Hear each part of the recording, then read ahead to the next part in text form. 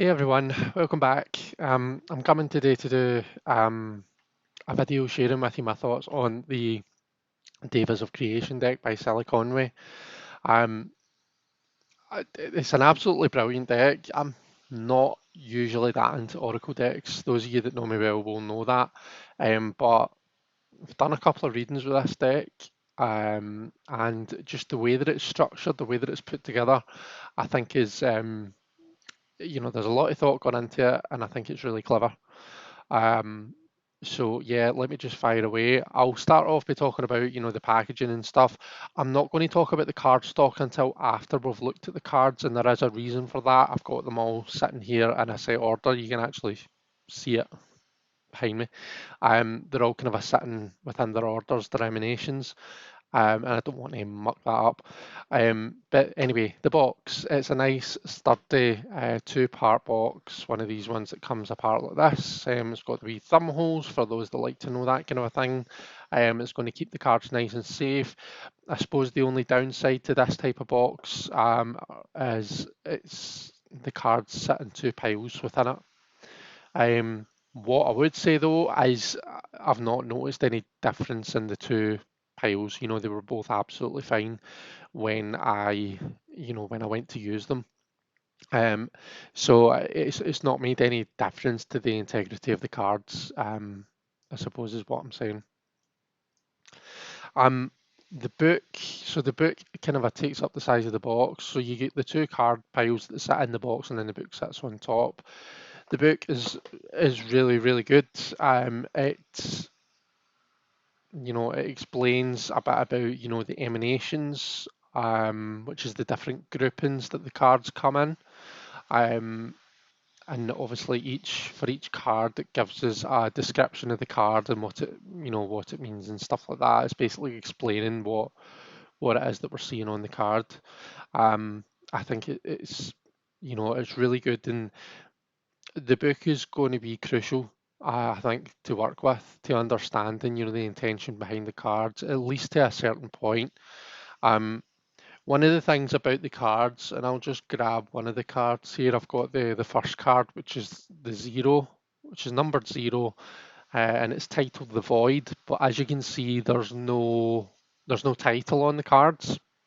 Um, so what you may have to do is keep the book on hand, and when you get the zero, you find zero in the book, and it obviously tells you it's the void, and it tells you everything about it. So let's just look at what it says here whilst we're here. It says, "I am the infinite deep, in whom all the worlds appear to rise.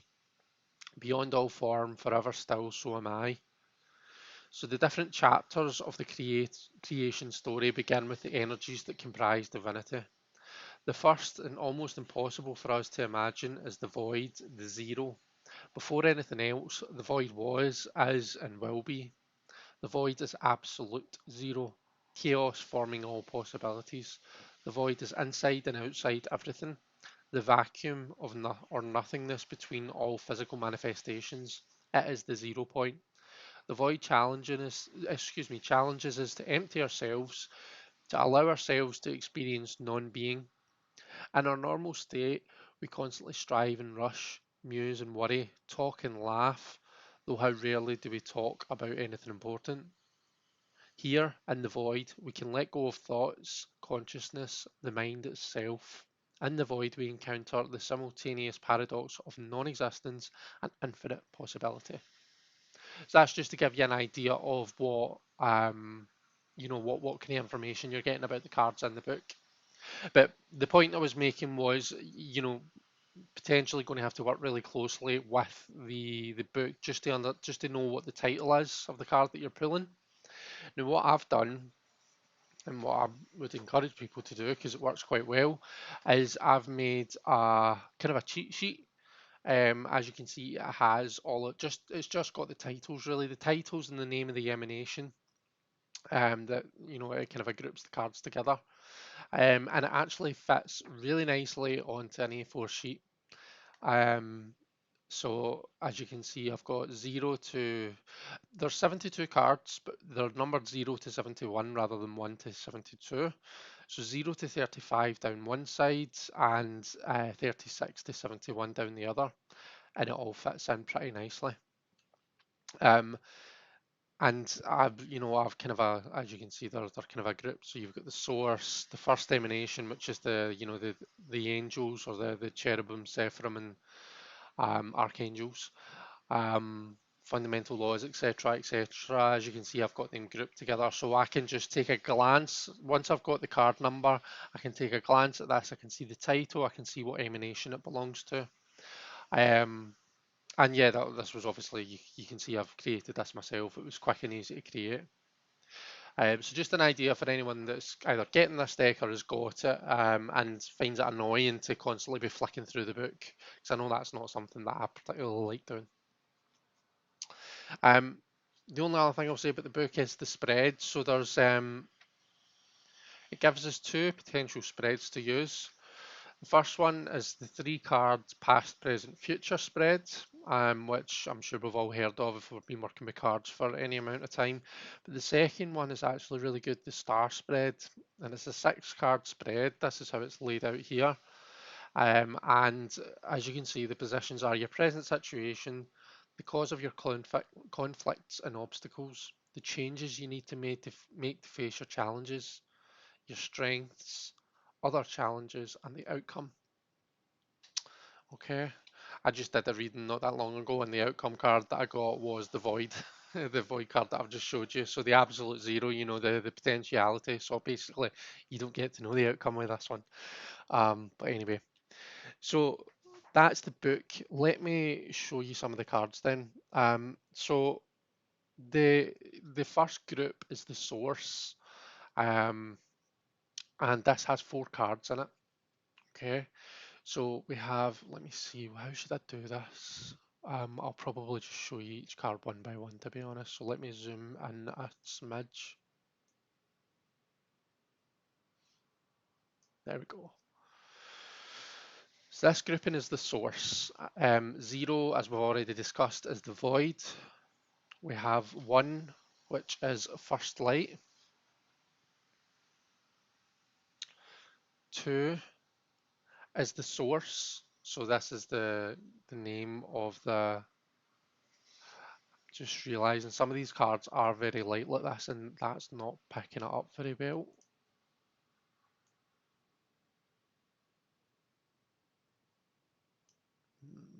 Don't really know how much that's helping.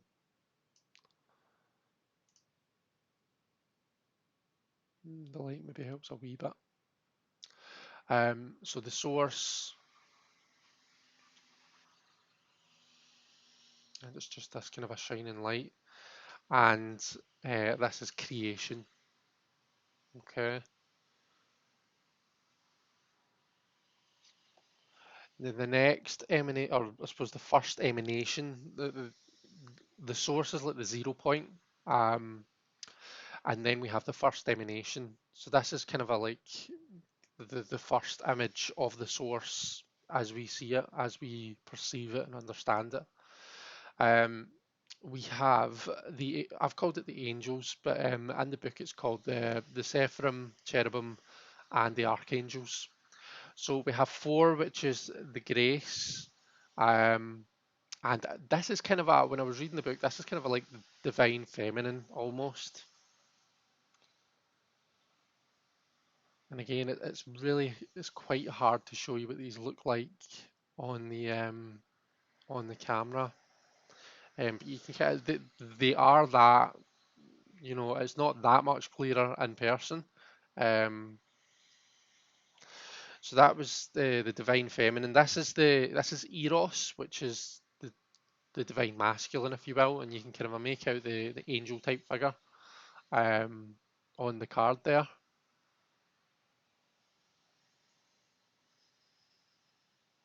Okay. 6 is ecstasy.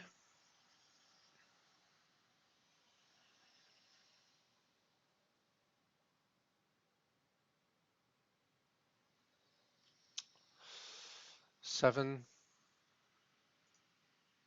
that's a bit better.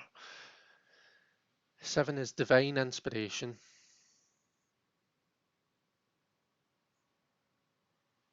8 is love. I don't know about you guys, but I thought the color choice feels quite antagonistic. It feels quite angry in this for love. I know that it's got these kind of a pinky colors through it, but it's also got these reds and purple and orange, and I don't know, it just feels a wee bit tumultuous.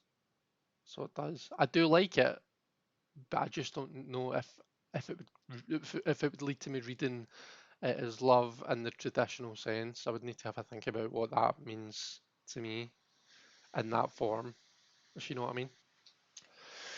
We then have 9, which is the Deva of Worlds. So this is when we kind of come into perhaps a more like the archangels. This is actually a kind of as I understand it, a Christ type energy, the Deva of Worlds. We have the Deva of Compassion, which is the Archangel Raphael, the healer of God or the physician of God, or I should say inspired by it. It's not Raphael himself. This is inspired by that energy. Um, whoops, the Deva of Connection, and I think this is Gabriel, or inspired by Gabriel. The Warrior of Light is Michael, who is the warrior of God.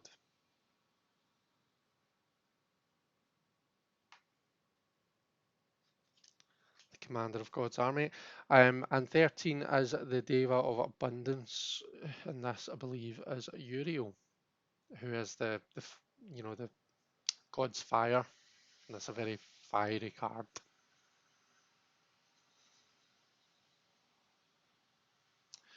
Okay, so those are the angels. We then have the second emanation, which is the fundamental laws. Um, so we start off with chaos and order.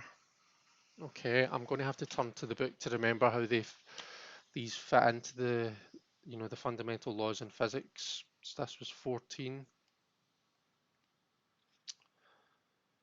So this is electromagnetism.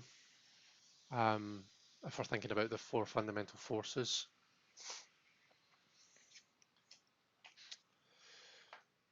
We then have growth and decay.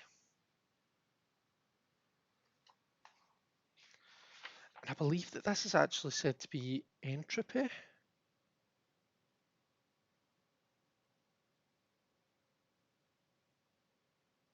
The fundamental law of entropy. So for me, I understood the 4 fundamental forces to be electromagnetism, gravity, the weak force, and the strong force. Um, Whereas in this, what CILLA has done is she's grouped the weak and strong forces together, and entropy is the 4th fundamental law. But I mean, I suppose generally we're going to understand more about it from the title, the growth and decay. To me, I would read this very much as like it's kind of like a combination of the Empress and Death, 3 and 13 in Tarot. That kind of idea of life and death and the interconnectedness between the two of them. Here we have space-time, and I think this is gravity.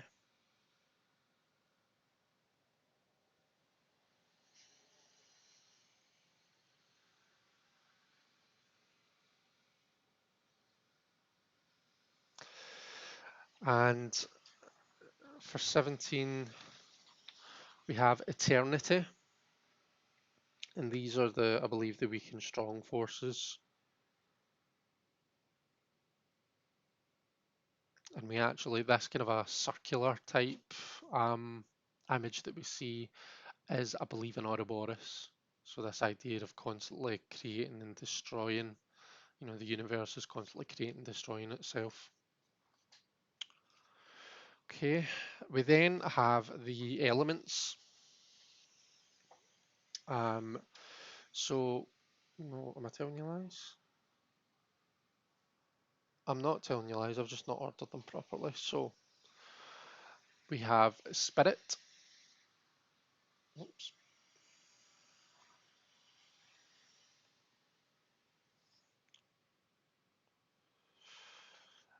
Fire. I love the colours on this card. Air, that'll be a bit closer. It's not quite showing up on camera how I see it. See, because they're so abstract, I think the camera's trying to. Do you see how in the corner here you can see when I'm moving, it's focusing itself? I think it's almost focusing this one too much to where we can't really see what it looks like. Water, beautiful, beautiful representation of water, I think. And earth.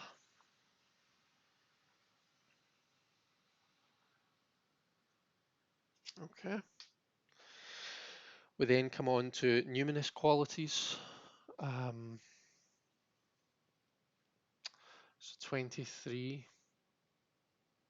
is rebirth and emergence. 24 is the initiator.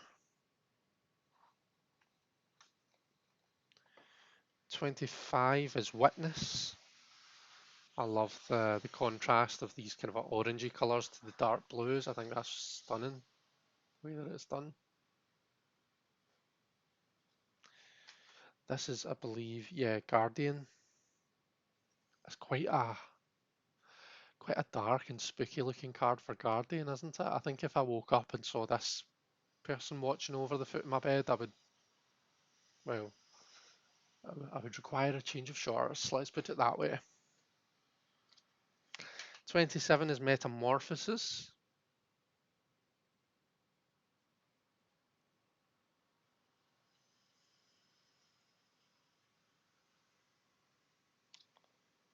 We have 28, which was it Bravery? Courage. Courage. I was trying to, this one came up for me in the reading that I did not that earlier on today. And I knew that it was something like that. But I almost see it as like a big wave. A big wave in the sea, and this is like a wee person who's just being brave and going with the flow, as it were. 29 is Nightbird and Vision.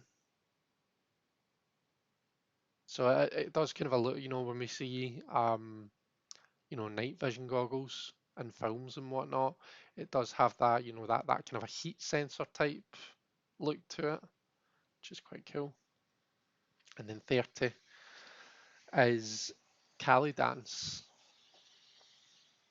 I mean, again, the colours in this deck are just stunning. Okay, now here we go, 31.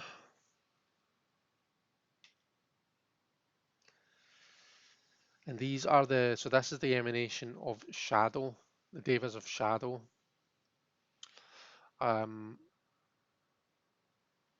and funnily enough, so when I was making my sheet, I don't know if you can tell, but I've made each emanation a different colour.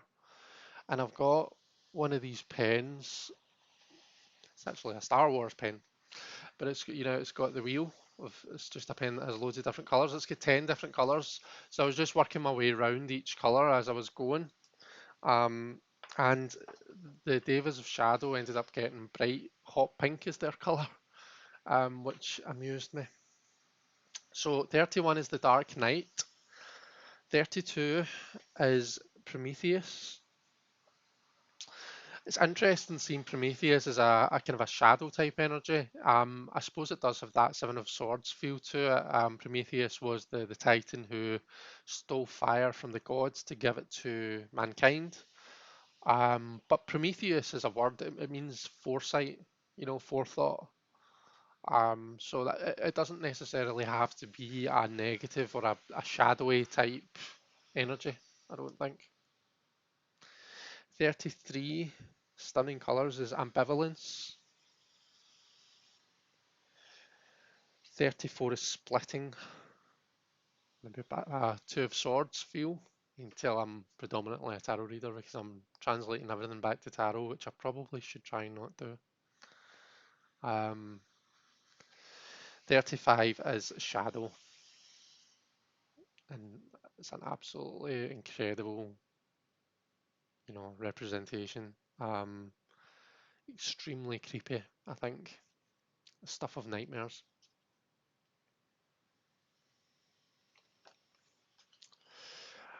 We now come on to like the kind of a physical, um, the physical emanations, the emanations of the physical universe. So these are the devas of the universe, and these are some of my favourites. If I was to choose a favourite emanation, I think it would be the universe one, just because of how the planets are illustrated. But I'm getting ahead of myself. So we have the cosmos as 36, so this is the entire cosmos. 37, we have nebula.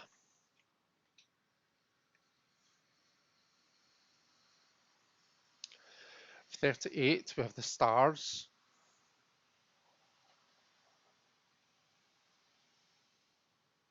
And you can see, I don't know if I mentioned it before, but you can see that I mentioned we don't have titles, but we have the numbers down at the bottom right corner here. The sun is 39. Beautiful fiery cards here for the sun. For 40, we have this is Mercury. I was going to say the moon there because you're that used to thinking the sun and the moon, but the moon comes, I think, between Gaia, which is the Earth, and Mars, it'll be. So Mercury, Venus, Gaia, which is the title for the Earth card. Look at the face up here. Then we've got the moon, and we see like the kind of a full moon and the crescent moon represented here. 44 is Mars. So I suppose when we're reading these, I mean, we can always look at the book and understand more about them from the description in the book. But we also like a lot of us will work with astrology, or we might. For me, it's I suppose it's more Greek mythology for me, but I can relate Mars to like Ares, god of war. We might also relate Mars to the Tower, which is the tarot card, the major tarot card that it relates to. So these are different ways that we can interpret these cards, and we don't always necessarily have to see them the same way as how it's described in the book. So there's lots of different ways that we can interpret these cards. Jupiter, and we see the eye, the great storm that goes on in Jupiter's atmosphere that's been going on ever since we have observed Jupiter. So that's 45, 46 Saturn.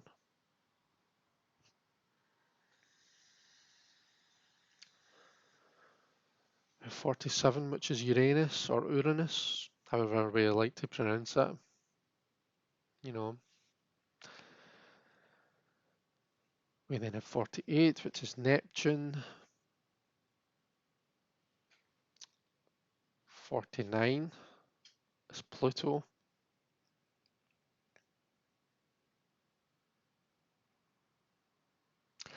And that's us for the Devas of the universe. The next emanation is seasons, the Devas of seasons. So we have the 4 seasons here. We have spring, summer, autumn or fall,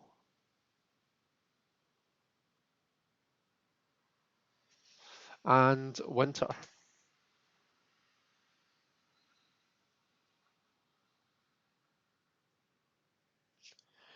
Then come on to the Devas of life. So we have the different kingdoms here. We have the mineral kingdom,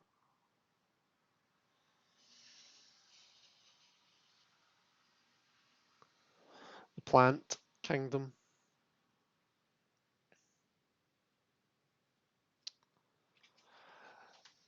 the animal kingdom,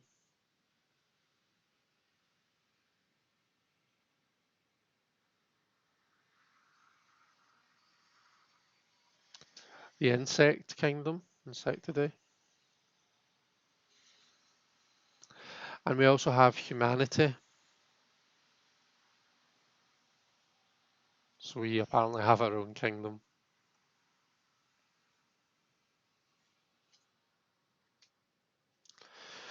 Okay. The penultimate emanation is the devas of the earth, mountain,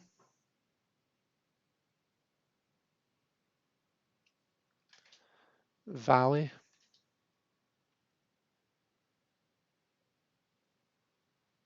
ocean,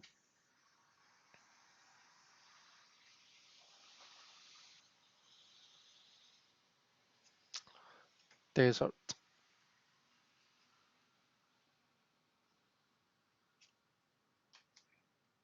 the world tree,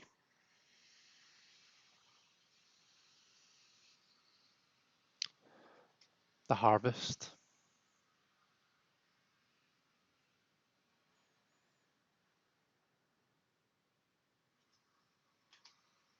This is the storm maker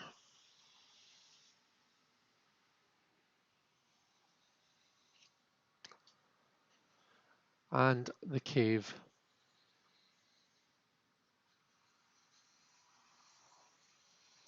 And finally, we have the devas of threshold. We have the seed,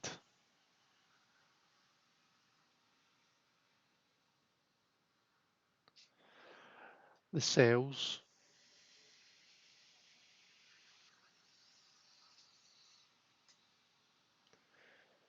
the atom,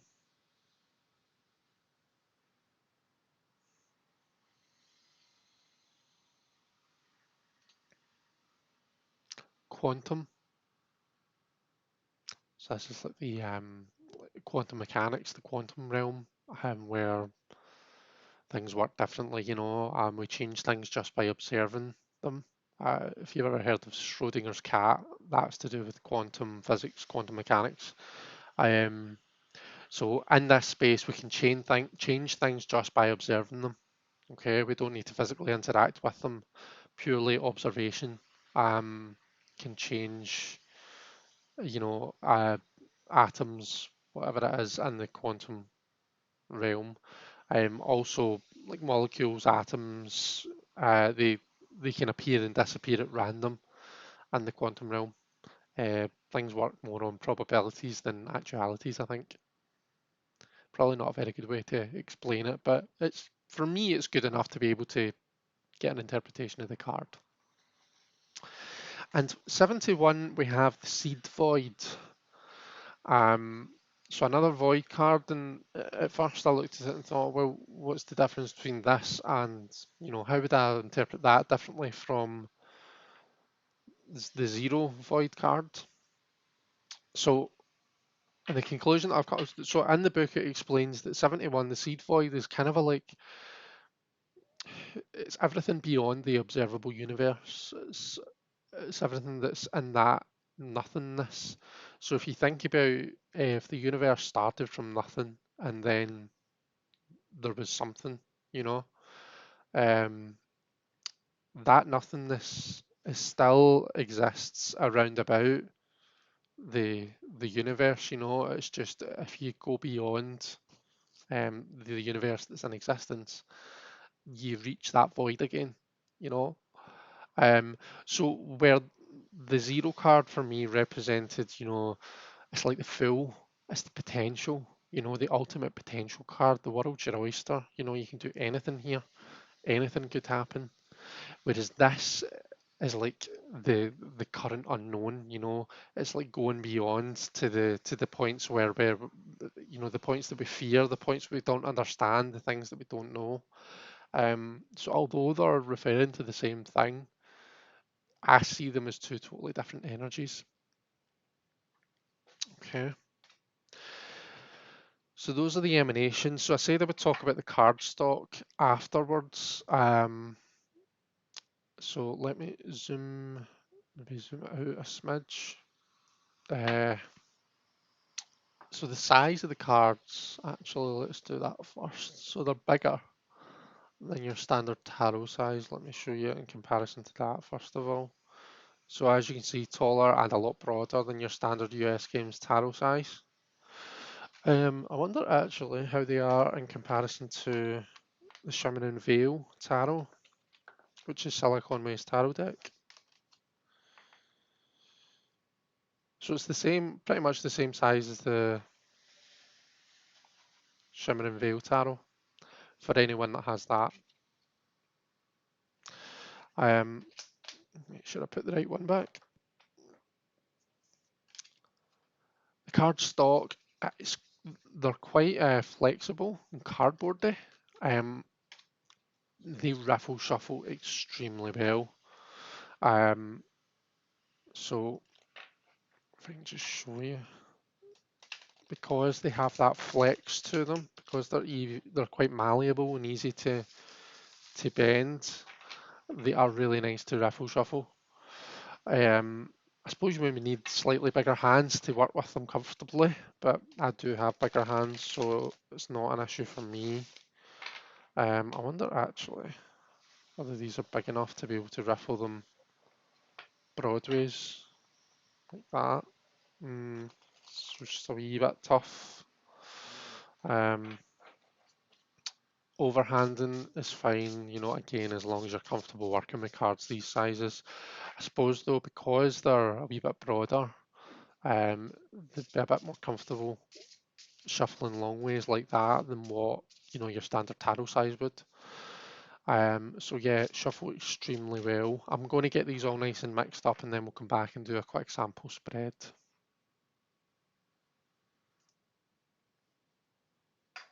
Okay, so I'm back. As you can see, I've zoomed out. I've made a wee bit more space so that we can lay out. I'm going to do that 6 card spread, the star spread, I think it was called. Um, so yeah, I thought I would just, for as a question, I thought I would pick something around motivation. I've certainly found lately that in a lot of different kind of areas, not just necessarily in one particular area, I'm finding myself less motivated to kind of have that get up and go to do stuff. So I suppose I just kind of want to look and see what it is that's blocking me, and is there maybe some ideas that the cards can give me to get around that. The way that I'm going to do this isn't necessarily what it says to do in the book, but I just kind of enjoy doing this. I'm going to spread them out and I'm going to pick 6 cards from the spread out deck. You don't have to do it this way, you can always just pick them from the top, but something that I like to do every now and then. So 1, 2, 3, 4, 5, and that one seems to want to come with us 6. Okay, so motivation.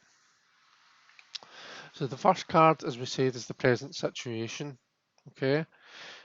So the way that I'm doing this, so we can see, I've got number 38. So I've got this right beside me. I can glance at it and I can see right away that 38 is the stars. Okay. Now, what I'll do in a wee second is I'll look and see what CILLA says about the stars card. But for me, right away, I'm thinking, right, well, present situation is I'm looking for guidance. You know, it's almost sometimes this type of card might come up for me if I'm looking for motivation out with myself, you know, an error where I should be looking for it within. I'm looking for some sort of guidance from without, that's going to tell me what to do next. I almost need to kind of learn to run on my own steam, but let's see what she says about the stars card. Oh, opened right at it. Okay, so it says the Deva of the stars depicts the twin beings that comprise a star, light and energy. Here the Deva of stars display their courtship dance, that majestic, mysterious procession of the heavenly spheres. The star belongs The star being's song can be heard throughout the cosmos as their radiance illuminates the night skies. In physical terms, a star begins as a dense region of interstellar gas and dust, which gradually collapses inwards to form a rotating sphere of gas. As the center collapses in on itself, becoming increasingly dense, it heats up and finally the core ignites in the thermonuclear fission of hydrogen into helium. Once the hydrogen is exhausted, it becomes a red giant, a white dwarf, a neutron star, or even, if it's massive enough, a black hole. The ancient Mesopotamians depict Inanna, the queen of heaven, as an eight-pointed star, whilst the tarot, Ishtar, Inanna's Babylonian name, is depicted with a circlet of stars as a symbol of hope and the promise of spiritual fulfillment. The appearance of the deva may signify synergy, connection, new love, birth. It can also inspire us to greater heights, to take on the spotlight, to become stars in our own right. So that's just an idea of what it says in the book about the card. The next card is the current obstacles that you're facing. Okay, and we have 11. Okay, and that was the Deva of Connection. I think we said that was connected to Gabriel.